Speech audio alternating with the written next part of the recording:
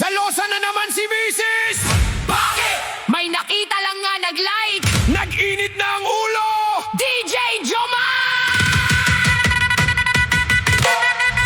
Dam dam dam dam dam dam dam dam dam dam. Ra-da-da-da-dam dam da dam dam dam. Ra-pa-pa-pa-pay.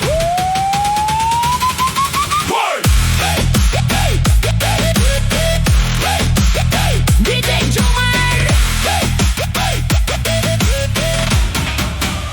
Basta selosa ang asawa, dako ang bunal sang bana. Kaysa gamay lang nga istorya, naghakul ba na ang pamilya? Nag-text lang ang isa ka amiga, hello lang gid, wala na iban pa. Pero si Mrs. naghambal dayon, sino na siya? Sabtako! Ay sus, kalma lang anay, hindi ta na nga smile, may mali siya. Kung may nagtanaw sa imo bana, hindi ibig sabihin may drama. Basta selosa ang asawa, dako ang bunal sang bana.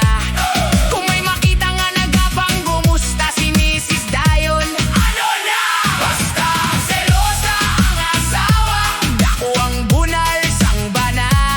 Pero kung may kalipay sa balay, pirmi man gihapon sila nagakatawa. Nagkadto si Bana sa tindahan, napislitan lang sang silingan. Hello, kumusta? Amo lang ina, pagkabot sa balay may investigasyon na. Diin ka naghalin sa tindahan. Sino ang upod mo? Wala. Sino ang nagngisi? Ang tindera. May ebidensya! Selosa level 1, tanaw lang level 2, pamangkotanan level 3, check ang cellphone level 4, Bana!